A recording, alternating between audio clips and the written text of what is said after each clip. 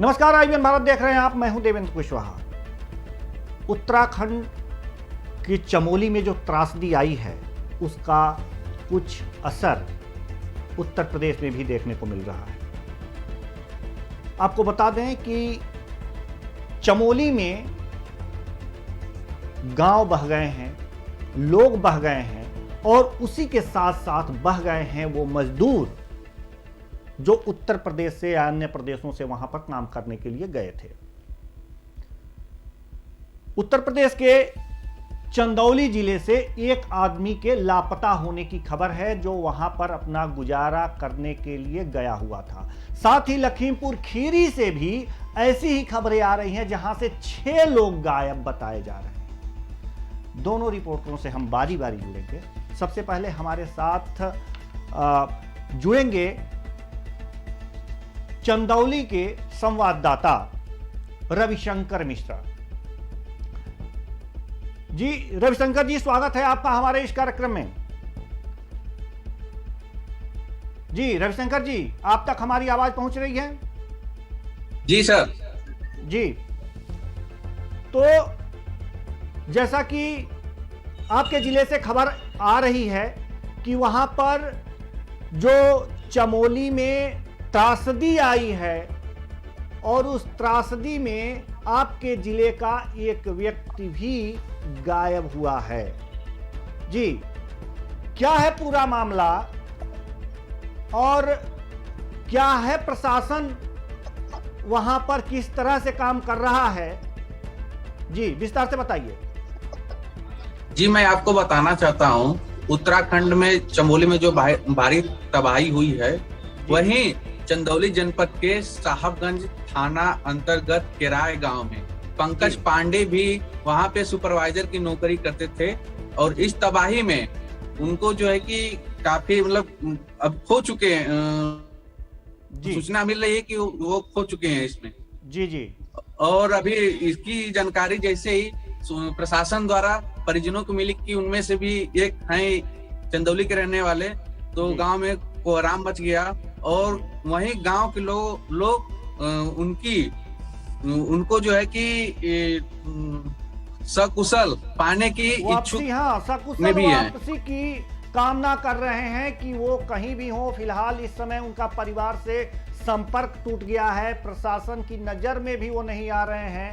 तो यही माना जा रहा है कि कुछ ऐसी अनहोनी ना हो गई हो, इसलिए परिवार में भी आप गए होंगे। जी जी, प्रशासन के लोग उनके परिवार में पहुंचे होंगे। जी, क्या आश्वासन दिया गया है प्रशासन की तरफ से उनके परिवार को? जी, मैं आपको बताना चाहता हूं कि प्रशासन परिवार में पहुंचकर सांत्वना देने और आश्वासन देने की कोशिश कर रही है। फिलहाल में उनके जो छोटे भाई हैं राहुल पांडे जी, वो उत्तराखंड के लिए रवाना हो चुके हैं। जी जी, अच्छी बात है। जब परिवार का कोई व्यक्ति गुम होता है और इस प्रकार के त्रासदी में अगर जो गुम होता है तो परिवार के लोग जो हैं काफ़ी आहत होते हैं। आईबीएन भारत जो है इस दुख की घड़ी में उन सभी के साथ है।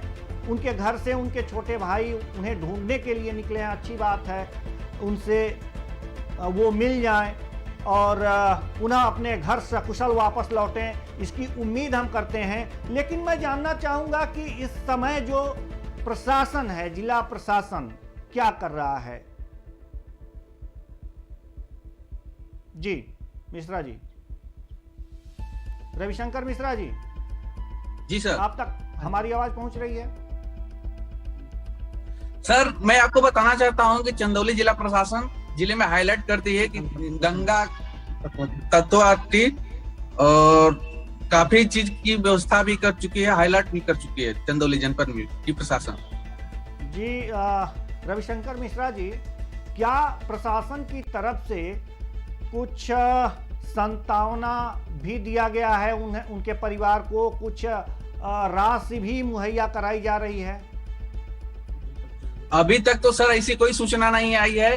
जैसे सूचना मिलते हैं हम आपको आगे अपडेट करेंगे। जी, बहुत बहुत धन्यवाद रविशंकर मिश्रा जी, आप हमसे जुड़े और इतनी सारी जानकारी दी कि वहां पर प्रशासन के लोग पहुंचे हैं, उनके परिवार को संतावना दिए हैं और यह कामना की जा रही है कि जो भी व्यक्ति गुम हुए हैं वो सकुशल वापस आ जाएं। अब हम आपको सुनवाना चाहेंगे वह बातें जो सकुशल वापसी और उनके गुमशुदा होने से संबंधित है। जी, मैं प्रमोद पांडे, ग्राम किराए गाँव, थाना साहबगंज, तहसील चकिया का निवासी हूँ। वो जो मेरा मरा हुआ है, मतलब लापता है, मेरा भतीजा है। मैं योगी सरकार से निवेदन करता हूँ कि जो भी है सहायता मेरा भतीजा आए। कितने दिनों से वहाँ काम मेरा कर रहे थे? वो 4 साल से कार्यरत है। किस पद पे थे वो सुपरवाइजर के पद पे कार्यरत है। जिस दिन घटना हुई थी कितने दिन पहले उनसे बात हुई थी? घटना के आधे घंटे पहले वो मेरे से और अपने भाई से बात किया था। सब कुछ अच्छा था? सब कुछ अच्छा था। क्या चाह रहे हैं सरकार से? मैं सरकार से निवेदन करता हूं कि मेरे भतीजे को जल्द से जल्द सुरक्षित लाए गांव पे।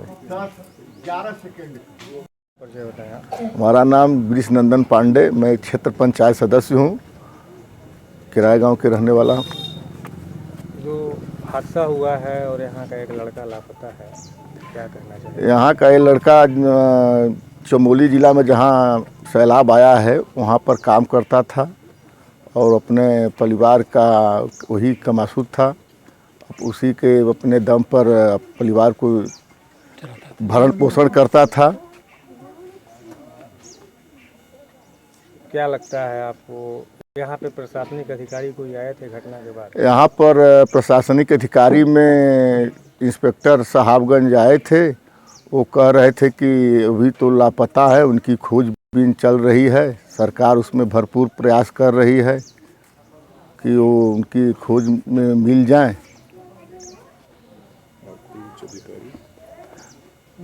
परिचय बताया।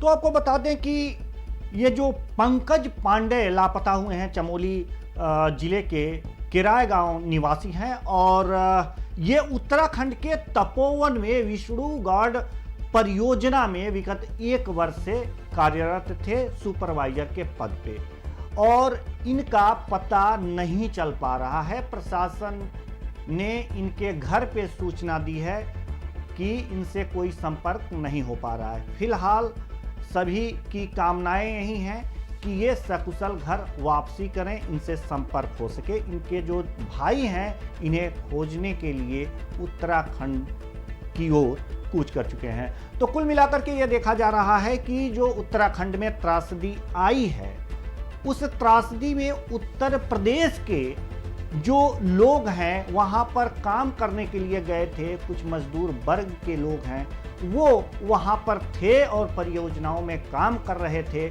ऐसी त्रासदी आने के बाद भी वो लापता हैं और अब उनके परिवार में एक एक करके जब सूचना जा रही है तो मातम का माहौल सा बन जा रहा है, क्योंकि परिवार का एक व्यक्ति जब लापता होता है तो वास्तव में वो पीड़ा, इतनी पीड़ा होती है जिसे सहन करना बड़ा मुश्किल होता है।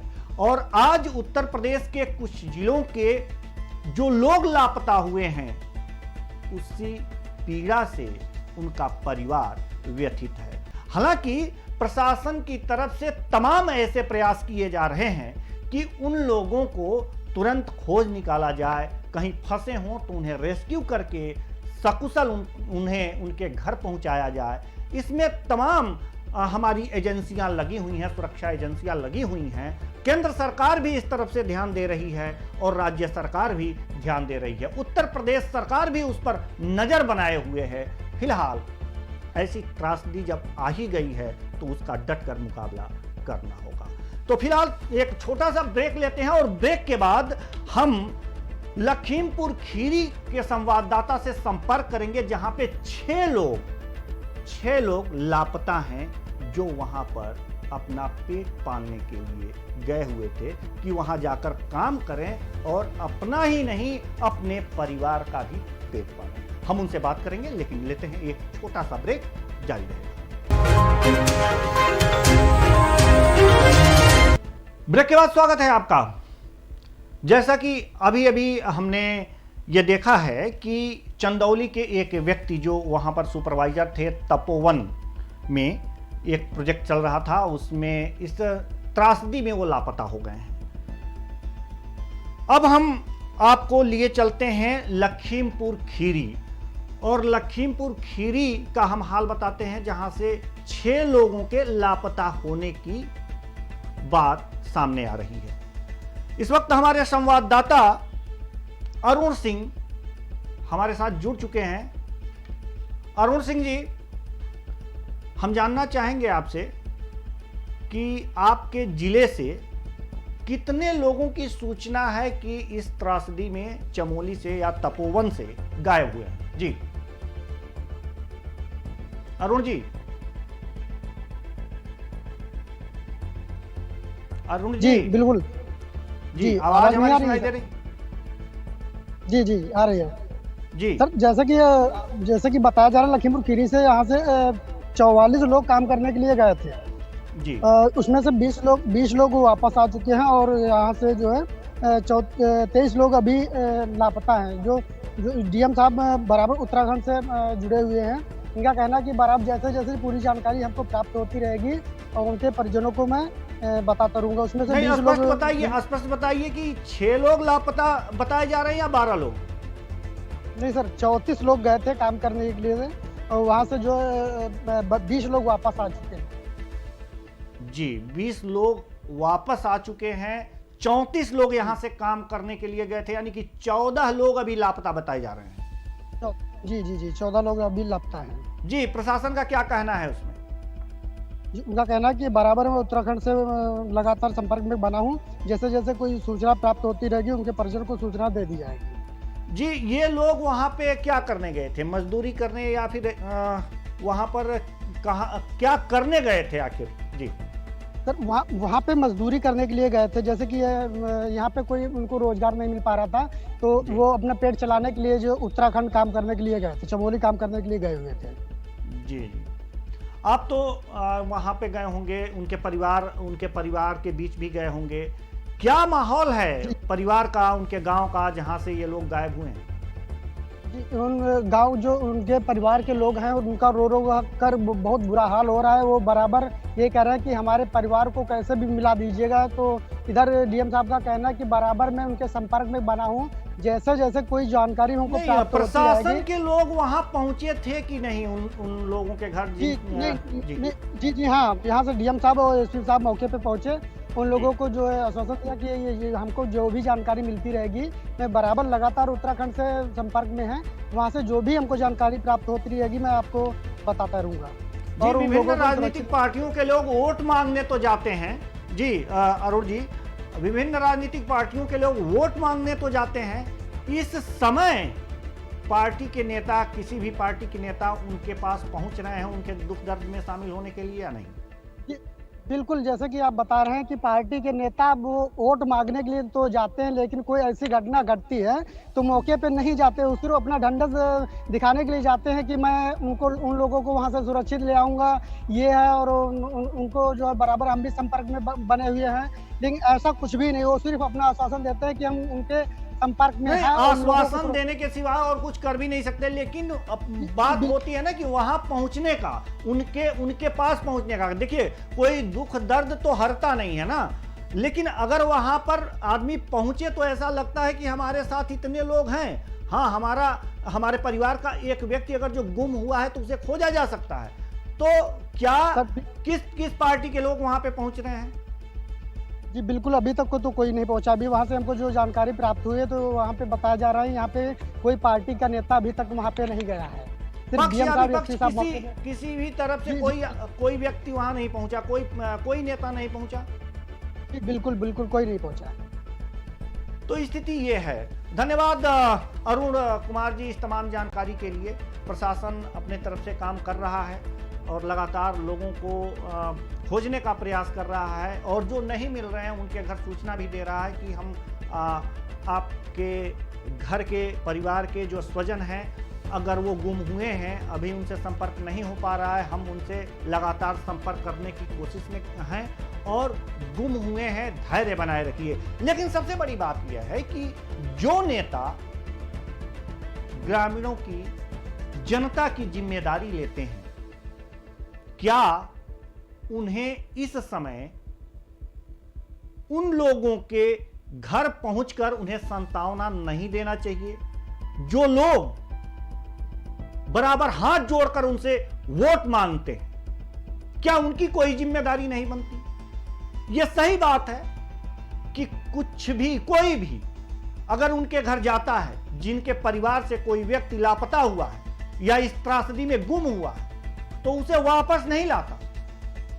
हां, लेकिन एक चीज होती है कि अगर कोई व्यक्ति उनके घर पहुंचता है, उन्हें ढाढ़स बंधाता है, तो उन्हें एहसास होता है कि इस विपत्ति के घड़ी में हमारे साथ इतने लोग खड़े हैं, जरूर ढूंढ लाएंगे, हमारे साथ कुछ अनहोनी नहीं होगी। लेकिन क्या हमारे नेताओं की संवेदनशीलता इतनी मर गई है? यह सोचने वाली बात है। नमस्कार।